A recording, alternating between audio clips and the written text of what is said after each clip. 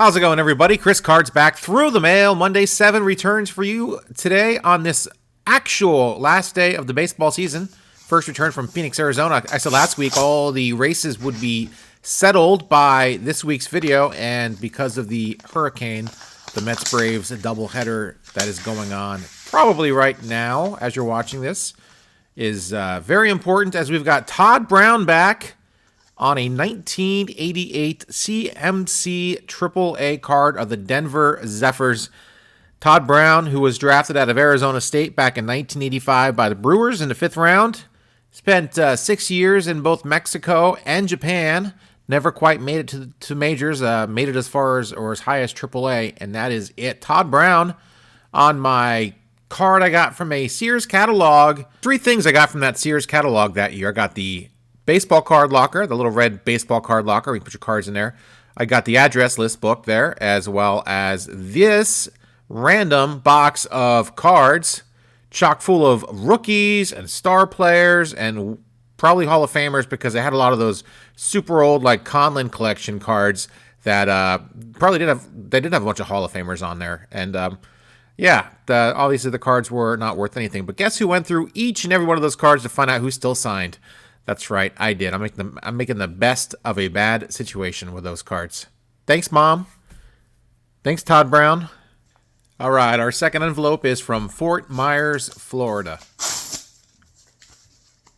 second return is a 70 Topps card of Julian Javier. Julian Javier, a 13-year career, 12 of those with the Cards.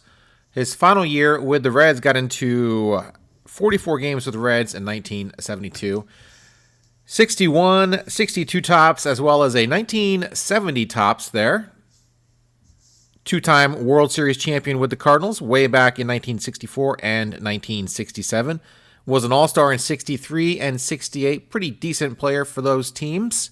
Played in the Dominican League each winter, and of course punched an umpire in the face over a disputed called second strike. Julian took his time getting back into the batter's box, and the umpire instructed the pitcher to pitch anyway, which caused the fight. Hit him a few times in the face. Julian Javier got hit back in the face with the umpire's mask. A few other people beat up the umpire as well. Originally suspended indefinitely, he did appeal his case to the Dominican League presidents, and they reduced it from an indefinite suspension to a 3-game suspension and a $50 fine. So the umpire at that time, Emmett Ashford, who was well known in the Pacific Coast League for being a bit of a hot dog, he didn't like the reduction in the suspension and quit over all that. Now at 88 years young, still a great signer. Awesome return. Glad to get some vintage back. Let's move on to our third return of the day. All right, guys, Sacramento, California here. Lots of tomatoes down there. Great growing seasons. The drought is over. The reservoirs are full, and we are getting some decently priced tomatoes up here in Oregon. We've got Clay Dalrymple here. Some more vintage, 1960 Topps. $5 a card for Clay. So you know what I did? I loaded up with 5 cards and $25, and I got them all signed. Let's see here. 60 Topps. We've got a 64 Topps, 63 Topps, 67 Topps, and a 1970 Topps. If I am wrong on any of them, call me out. I know you guys will. I'm getting very good at my card identification, of course. You guys, of course, know some of these cards like the back of your hand. Some of the more vintage ones, I go blank on every now and then, but I think I nailed these.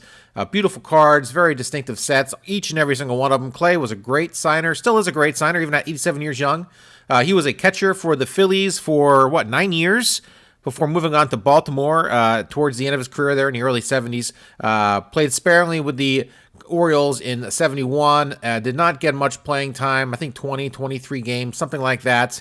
Did not see any postseason action as they went on to lose against the Pirates there in the World Series. Instead of taking his AAA assignment in 72, he decided to retire. Awesome return from Clay. Lots of vintage so far in today's Through the Mail Monday. Todd Brown notwithstanding, or withstanding. I think it's notwithstanding. All right, let's move on, guys. Return number 4.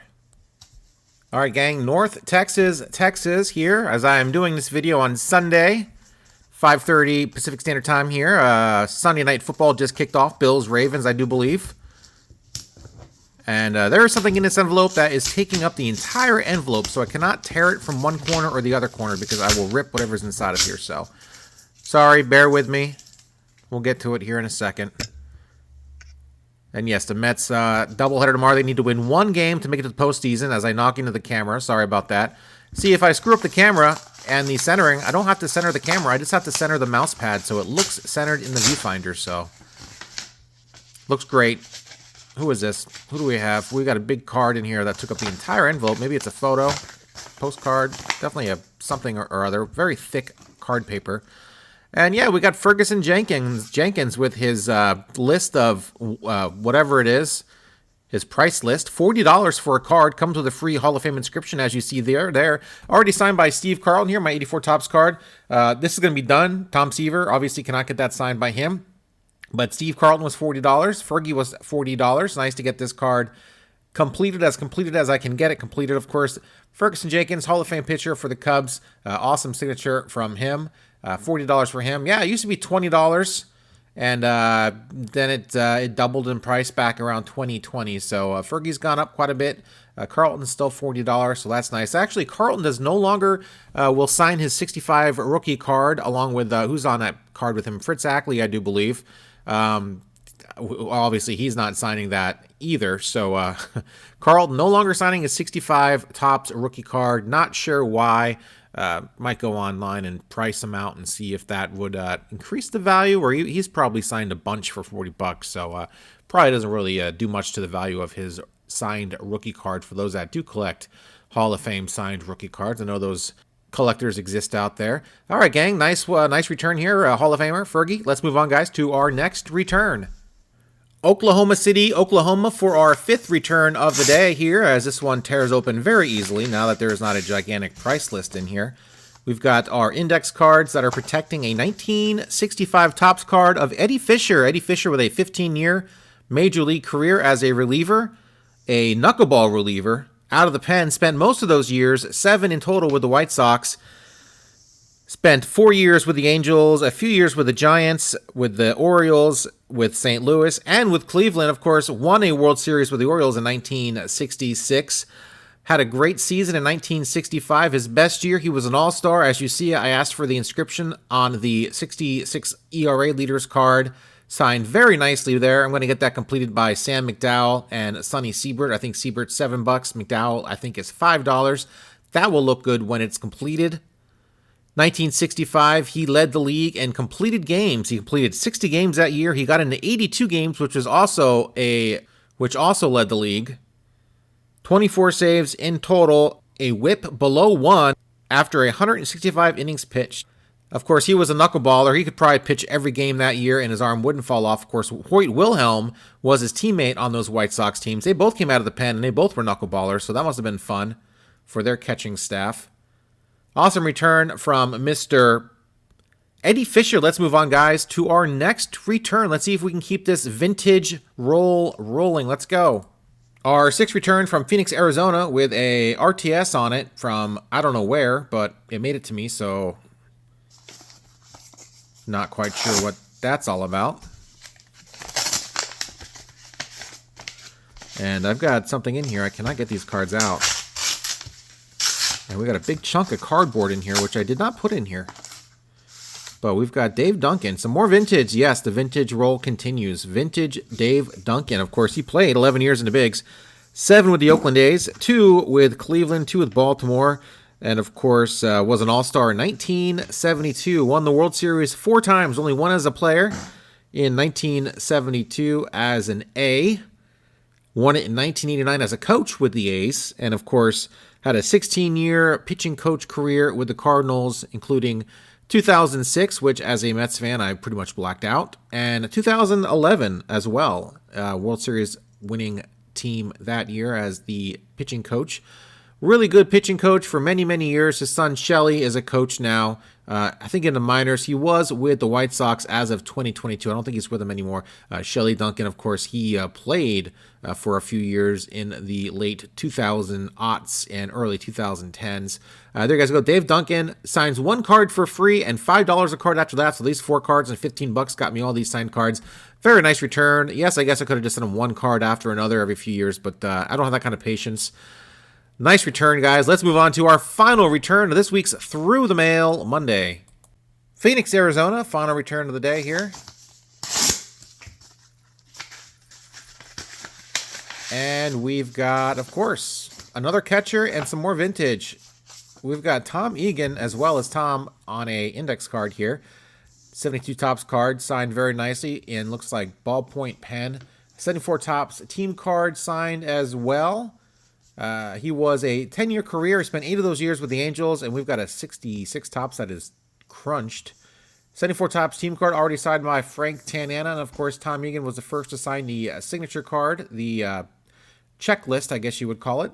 10 years in the Bigs, 8 with the Angels, 2 with the White Sox. Seems like every card this week has been a catcher and a guy that used to play for the White Sox. White Sox who lost 121 games this year, 1 game more than the Mets, the 62 Mets did, so they did beat their record, but only by 1 game. They actually had a pretty hot last week of the season, and I think some fans were actually worried they weren't going to break the record. I know a lot of people were at the games hoping to see history. They finally obliged and lost their 121st game on Thursday or Friday. Very nice of them to oblige and send the crowd home happy that day. Really crazy that they really broke the modern day era of losses in a year of the Mets. Never thought that would happen.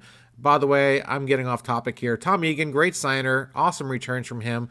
He did catch Nolan Ryan's 3rd no-hitter, so he has that on his resume.